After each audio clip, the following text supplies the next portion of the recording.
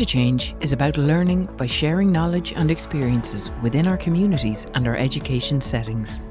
A key part of the Climate Education Clubs is listening to community groups, addressing challenges identified together and designing solutions together. We met with Havin to learn about the valuable work of the charity and to hear project proposals to enhance interaction with nature for mental health and well-being. My name is Blaheen Sweeney. I'm the founder and chairperson of the Havin charity. Our primary service is the delivery of activity vouchers to anybody who might be struggling with their own mental health and well-being. A lot of our activities will be geared towards encouraging people to get outdoors and to get into nature. So it's not just the activity, whether it's running or cycling or swimming. It can just be a simple walk on the beach or in the forest. And the benefit is just being in the presence of nature. So whether it's under the trees, as we are here, or if it's beside the ocean where the air is energised, and even just breathing by the ocean can help to refuel you and give you the energy you need to get the things done that you need to do that day or that week. So we like to encourage people to just take time for themselves, to actually make the time to spend some time outdoors and in nature. So for those who might find, getting outdoors there's difficulty in even just taking that first step, we have a regular monthly coffee morning in Sligo town, and we invite people to come in and just to start to get familiar with a new group of friends. Usually the conversations are so supportive and people just want to help each other feel better about themselves, because we all tend to give ourselves such a hard time. So yeah, the coffee mornings are there for people to check back in and kind of if they've fallen off track to help them get back on track. We have a few ideas that we'd like to roll out, and we really think that engaging with HU staff and students could be a wonderful way to bring new energy into the charity, and also to see these projects develop in a way that maybe we wouldn't even have thought of. So one of the first ways, like we said, in nature, where we are right now is a beautiful little spot. What we would like to do is create a digital map that not only maps outdoor locations in Sligo and surrounding counties that you can go to yourself, but also the providers that are operating to help facilitate activities in the outdoors, but to have that all-county digital map of places to engage with nature.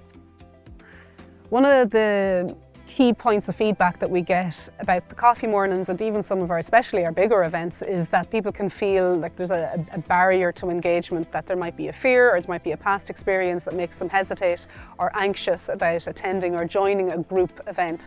There's a piece of work that could be done to further reduce those barriers. So an introductory video that would perhaps kind of show the journey to where the coffee morning has been held, give an insight as to the size of the room and the number of people that might be there. So yeah, an introductory video that would just give people those simple stepwise approach that we often take for granted, that would help them engage with the coffee mornings as well. Being a scientist myself, I would spend my time flicking through literature articles on the benefits of spending time outdoors and in nature. But with that said, I can also see that those articles are very difficult to translate it into how do I put this into action in my own life. So one of the projects we would love to roll out is to have help to do that translation piece, to review articles that are related to nature and to translate them into easy to understand infographics or even posters, just explaining at a visual glance and maybe a small bit of wording on how nature directly benefits us physiologically, emotionally and mentally. We have access to land just outside town where we can run small events, which is really beautiful. It is quite off the beaten track and it is off-grid, so there's no facilities on site except for the tea house where we make teas and coffees with gas stoves. One of the things we would love to have is an eco-toilet. We know that there are a lot of ways to naturally dispose of waste, so we would like to explore those ways and see what we can do that would benefit the experience on site. As a charity that is primarily based in the outdoors, we've always had a keen awareness of sustainable practices. So the intention and the want to, as they say, leave only footprints and take only photographs, but at all points along the path and your journey to be conscious of what you're using or even what you're using and bringing into the environment.